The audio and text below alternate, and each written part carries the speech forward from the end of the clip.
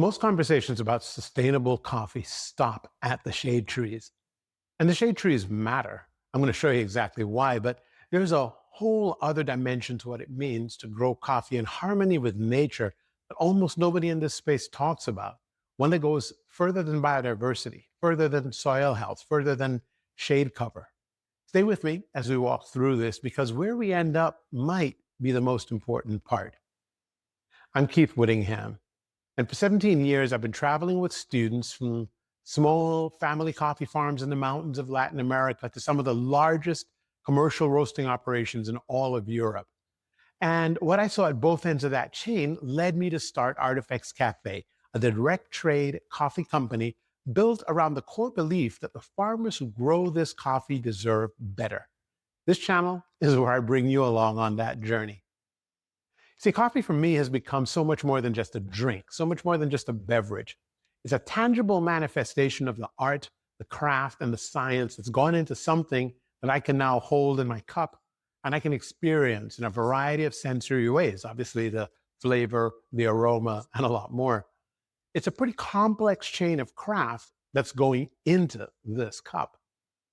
And when I think of coffee in my cup, I connect as best as I can with everything that's happened up to that point. Some of those things happened up to a year ago or more, some years and years ago. Actually, when I think about the time and the effort it takes to go from planting a seed to harvesting coffee, there's a lot in there that's really striking to me and really important.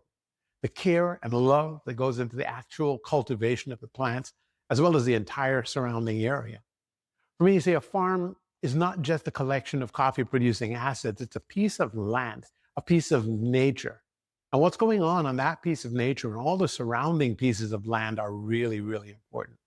The decisions that are made around conservation in the process of cultivation are very critical. I've come to understand a bit about, not a whole lot, but a bit about the science of biodiversity. And that's something that's really important. And it's not just for shade, it's really for care and nurturing of the soil and in a broader sense of the environment. All these things are going to lead to good coffee. They're going to lead to healthier plants, healthier soil. They're going to lead to less erosion. They're going to lead to a more productive crop. It's a strategic decision. You could clear more land and get more and more coffee plants, or you could maintain forest among your plants, or you could plant coffee among the forest and get a much better yield from a smaller number of plants and healthier crops.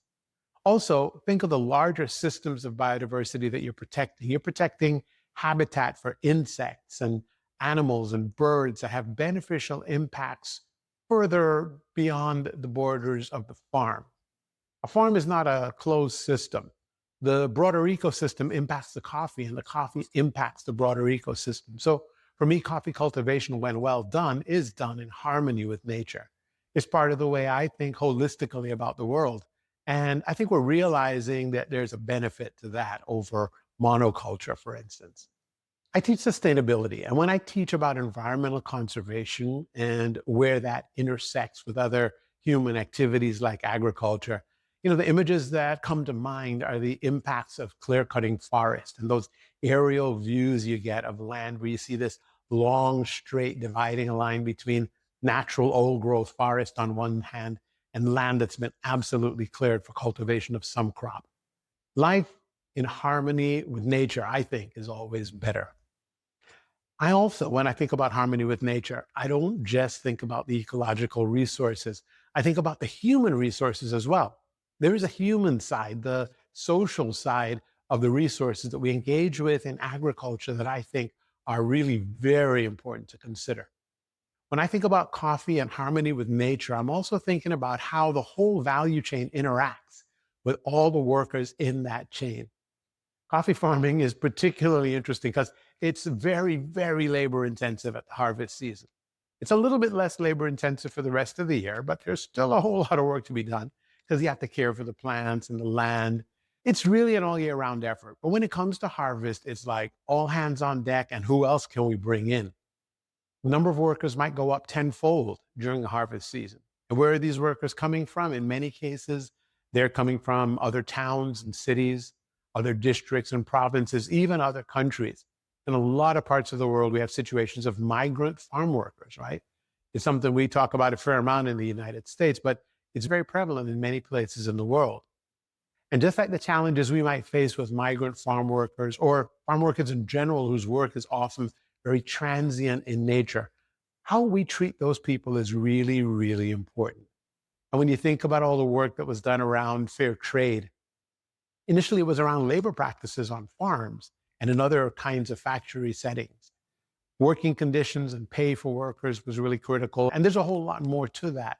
But it's a big piece of what I think of as agriculture in harmony with nature as well. It's not just treating the ecosystem well, but realizing that our ecosystem is not just physical, it's also social and very, very human. And that to me is a big part of sustainable agriculture. It's a big part of the story of coffee that very few of us really look at.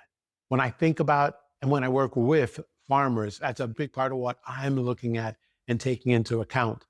And it impacts the quality of the coffee in some very direct ways. Maybe we'll talk about some of those in future videos, but it's a dimension that most people in the coffee world never get to.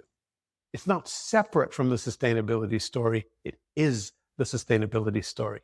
The human ecosystem and the natural one are just that tightly connected.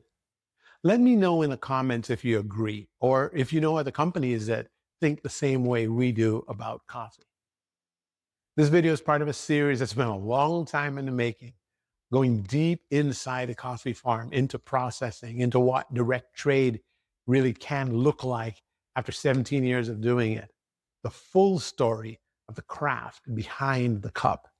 If you'd like to keep up with the rest of the series, subscribe. There's a lot more to say. And if this video gave you something to think about, then share it.